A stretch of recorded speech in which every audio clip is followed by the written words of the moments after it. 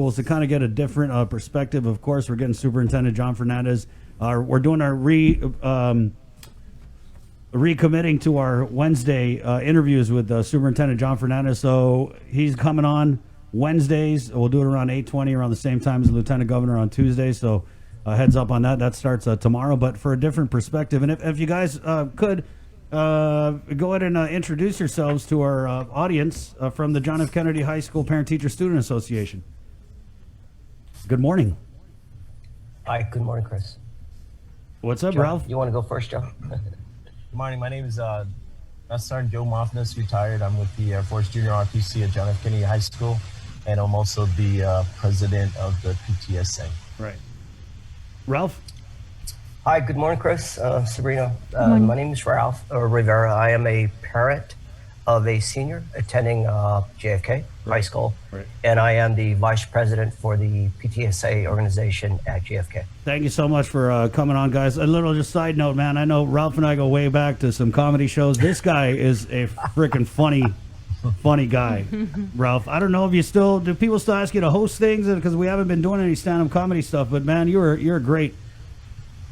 Well, I appreciate it, Chris. But you know, it's the support cast that does it for everybody. You have to have the right people surrounding you to be funny. For me, my wife says I'm funny looking, so I'm not sure what that means. They say the darndest things, those wives. Just so you guys know, any future PTSA meetings, he should be your MC right there, lifetime.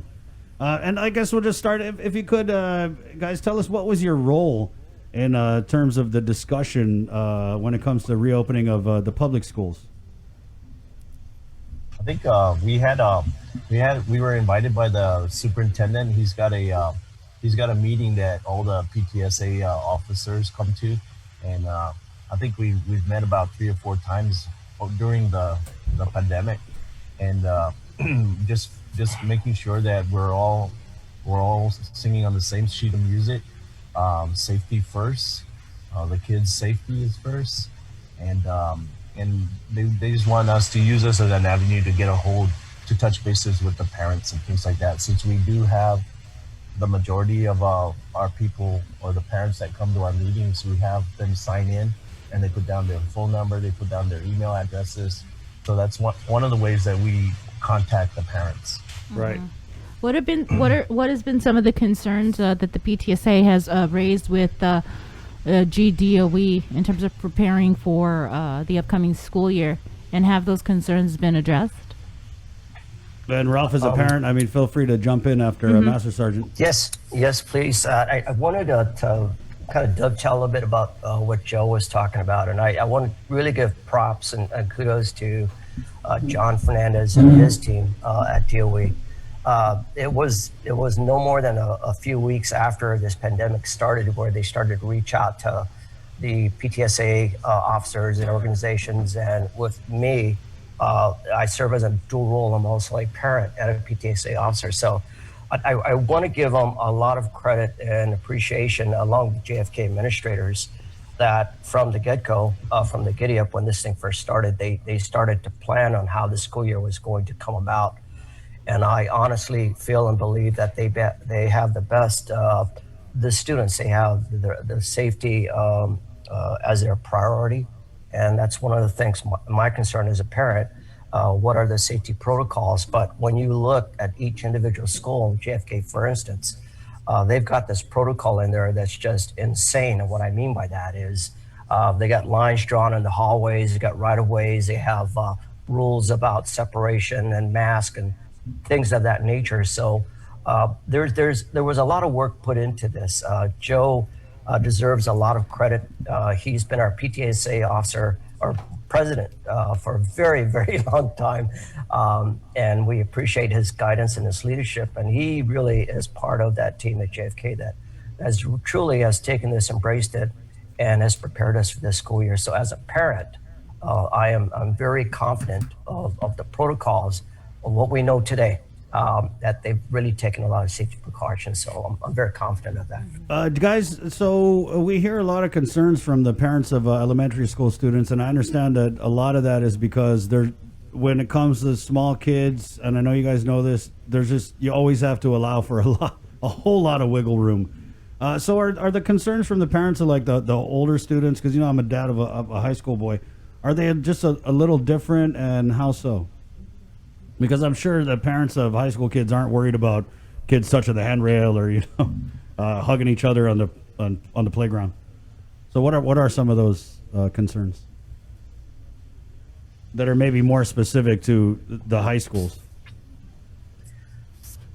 I think, Joe, if I could just start with this, and maybe you can interject this. But for me, Chris and Sabrina and everyone else, my concern as a parent, and this kind of overflows into the elementary sides too. It's about social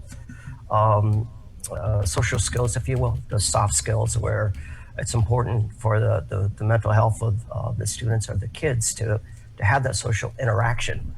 And of course, school is the place to get that from, and that's very important for their mental health. But the other side to that, the other side to bringing kids together like that, especially on the elementary side, is a couple of things. From what I've heard from the parents is, they have to stay home and not be able to go to work if their kids have to stay home from school. Right. But that's one concern. It's almost not a daycare or babysitting concern. It's not that. Right. Just that, okay, if they have to stay home and do online learning from home, then if they're elementary school age kids, so someone's got to be there to supervise them. So right. If a parent by default has to stay home, then one of their concerns is, how can I go out and make a living if I have to stay home? And not have to, but right. It's a requirement. They have to Yeah. have to be there. So that's one of the things. And try telling a 5 or 6 year old kid, 7, 8, and even my son, try telling them not to be close to their friends and play and sing and yell and right. and scream and holler, run around, high five each other, wipe their noses and touch the doors. And it's hard for them to comprehend that, especially at the elementary school age. And, as much as we say, make sure you hand sanitize, make sure you wash your hand, make sure you wear your mask, these are kids we're talking about. Right. So unless we enforce it directly, it's going to be a challenge. But I think DOE has a plan in place. But that's one of the main concerns. How do you, for 7-8 hours, how do you prevent them from adhering to those protocols? Right. That's a challenge. And what about transportation and kids, on their way to school when they're using a school bus? I mean, what discussions have you had about that? Joe? Haven't had? I think as far as school buses, is that what you're talking about? How the kids are gonna transportation. get to school? Yeah. I mean, with the social distancing on the school buses. I think Public Works is on top of that, and unfortunately they're not going to have the regular 60 kids in the bus, Yeah. Right. and I'm pretty sure that it's going to be cut down to at least half, Right. maybe, because I'm not sure how many seats they have there, but it's gonna take a lot of effect, and it might even take a little bit longer for the kids to get to school. Right. They might have 2 or 3 trips. Yeah, and I mean, but But are I'm parents thinking, aware? Joe, Oh, go ahead. Yeah. Well, I'm thinking too. I think to alleviate that, not overcrowding the busing, but if you look at the schedule for obviously they get on the bus, they're going to be going to school, and so that that's the assumption. So they've broken it up into 3 different face-to-face traditional type schooling. So when we think of a full bus, we're thinking everyone on Monday, everyone on Tuesday, everyone on Wednesday. Right, but the right. way they're breaking it up, I think because of the way they break up the school days, it kind of aligns with the number of students that will be on that bus for that Correct. particular day. Yeah, So I see what you're saying. if we have 1/3, 1/3, 1/3, then the hope is, and hasn't been proven yet, the hope is that the spacing will be there, because there's not that traditional amount of students that will be there on a Monday, Tuesday, and Wednesday. Right. So I think that might align together and kind of satisfy that concern. I right. think. And I think what you said there, Ralph, is really key, is that We don't know. We've put in these great plans, right? But I'm just going to say there are going to be hiccups.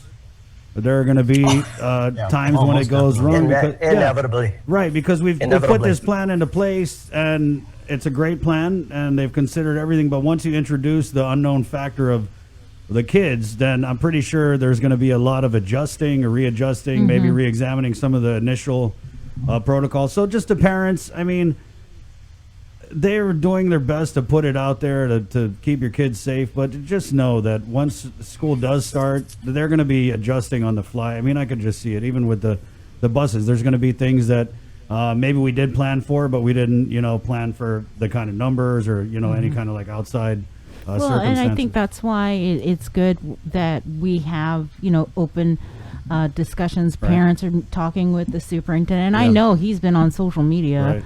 He's had his Instagram live talks with students, no less. So, Right. that's why it's good to have this sort of dialogue so that we get all these unknowns, right? And Right. people are exchanging their concerns. So, Master Sergeant, Yes. let's take it over to the JROTC side of things. So, for those in the ROTC programs, how is it going to be different now that we're living under the COVID? or is there going to be a As ROTC? Or is far there as- gonna be as far ROTC? as- Yeah, we're still going to have Air Force Junior RTC, and ROTC is still going to go strong. But it's going to be a challenge because how are we going to get the kids over for drill, and how are we going to get them for PT? But I'm pretty sure with the division or the 3 schedules and things like that, we can get that in. And so Junior ROTC, as far as the Air Force is concerned, we're waiting on feedback from headquarters, and then we're gonna work with feedback from headquarters, and then the Guam Department of Education. We're gonna kind of like put them all together and then work for the best for the kids. I mean, the priority is safety, and I couldn't, that's the number one thing right now. Right. I would say, and that's why parents, Mr. Sanchez alluded to us that, hey, we hope that they all go online, that way they can be safe. But unfortunately, with things that are happening in their homes, we don't know what they're going through. We don't know if they have computers. I mean, we do, I think, because of the surveys that came out at the beginning of this, the survey to figure out what models they're going to go into, and online or getting paper copies, Right. or coming face to face, right? So all that should, all the plans, like we said, we're gonna have to try it out.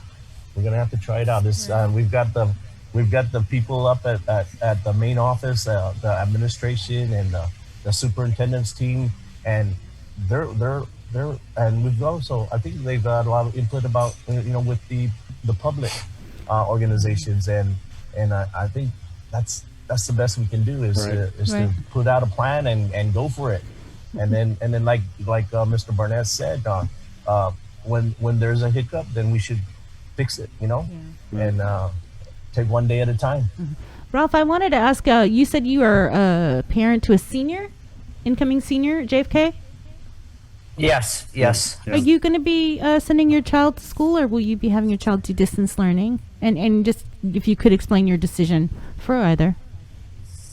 Oh, okay. Well, initially we had explored the face-to-face traditional schooling. In other words, go back to school and interact and be in a traditional classroom. We thought about it a little bit more, had a sit-down conversation with my son, and he's very savvy in terms of learning things online. His brain kind of functions that way. He's good at learning online. And so we've kind of tested it out and came to the conclusion that it was the best model to fit his personality and fit his learning style. Now, if things go better later, vaccine, they find something else that's going to help us to deal with this a little bit better, then yes, we would welcome going back to the school and being face-to-face traditional kind of stuff.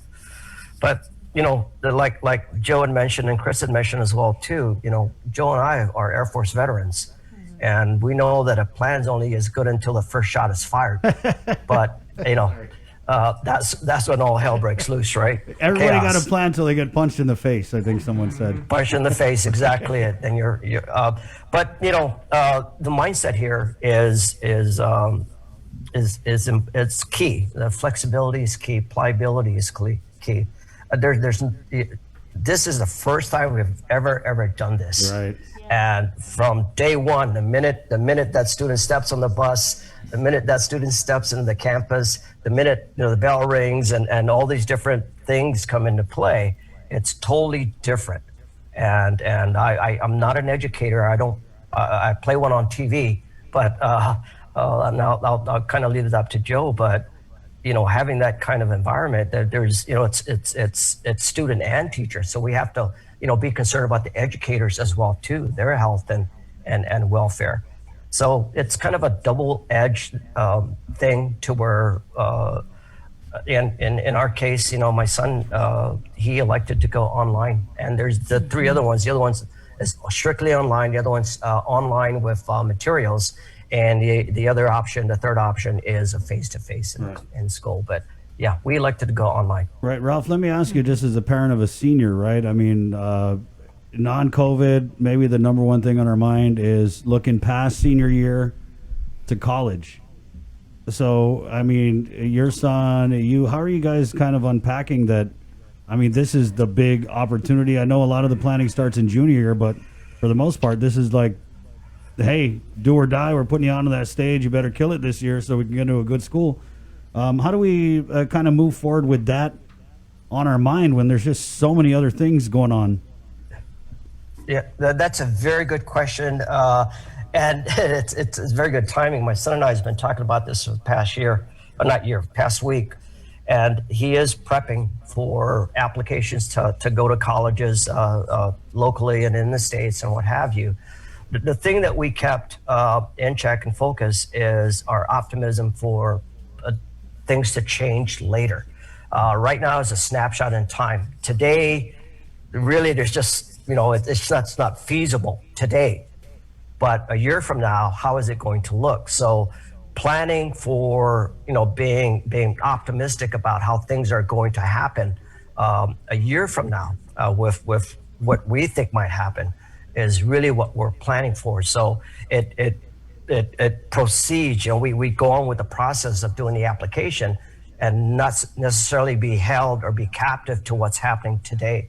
And so we have to kind of gravitate to that optimism and say, hey, hopefully by the fall of next year when he becomes a freshman in college, that everything will be okay. We'll go back to normal, and that's our hope.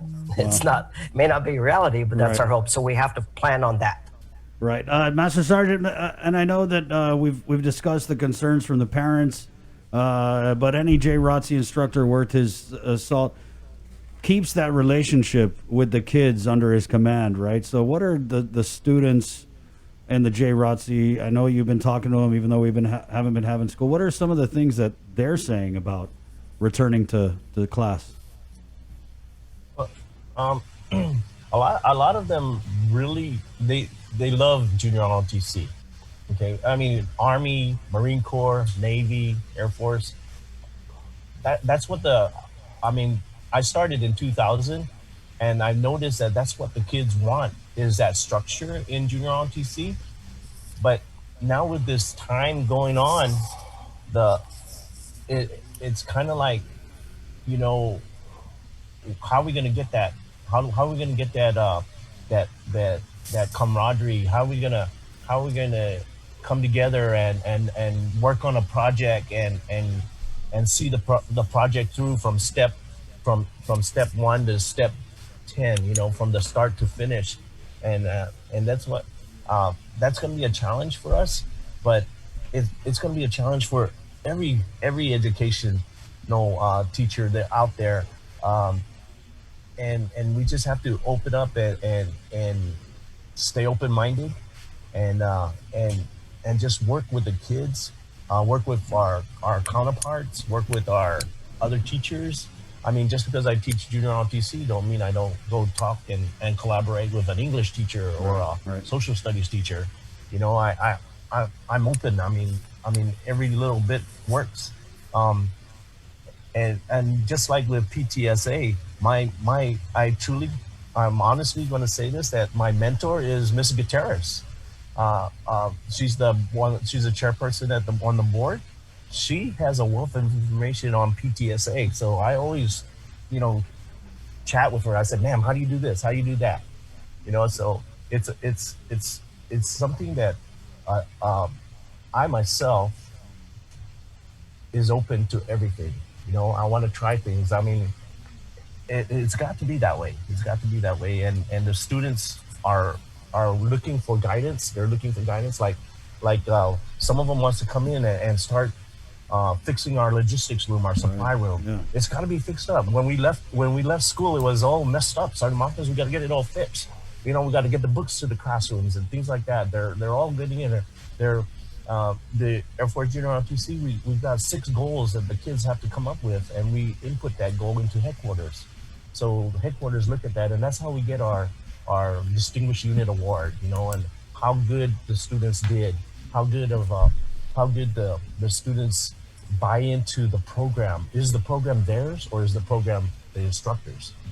We want it to be theirs, and it's going to be a challenge this year. And my other instructor and I, we're ready for the challenge. Right on. We're open to the challenge. There you go. Ralph, we're going to give you the last word as a parent. Maybe your message to other parents out there whose kids are getting ready to head back to school here in 9 days or 2 weeks. Sorry. I need to go back to school. Well, I think the best message I can share with other parents is that, and I know this as a parent, is that GDOE has really taken a lot of things into consideration, if not all things into consideration. And the plan they've put in place, and all the individual schools, in particular JFK, and I'm kind of biased to that, I've seen their plan. I've seen their plan of execution. And I am okay with that. I accept that. I accept GDOE's plan because at some point we have to have a plan. And I think because we've met with them numerous times, like Joe has mentioned, they've also met with us as parents on the side to get the input, to get the questions, to get the feedback. So they didn't have a powwow and only they came up with this plan. It was a collaboration of everybody. And what I mean by everybody is as much people as wanted to participate. So whatever plan we have in place, and the plan they do have in place, they read it, understand it, don't make any assumptions. They've done everything they can with what we know, taking science, safety into consideration.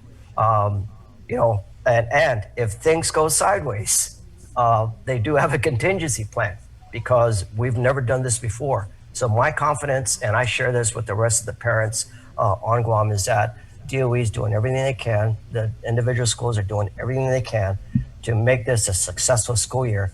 And if things go, if these things, small things come up, then they have mechanisms in place, plans in place to address it, because they know we know of the unknowns, and so those things will obviously pop up. So, all right. Master Sergeant, thank you, and Ralph, thank you guys so much for joining us. It's been a great discussion. Thank you. Really loved it, and keep us posted. Maybe we'll touch base with you again before the opening of the school year. Thank you, Master Sergeant. All right. Stay safe. Thank you very All right. much. Thank you, Appreciate it. Chris. Wash your thumbs. All right, Okay. Bye. bye-bye.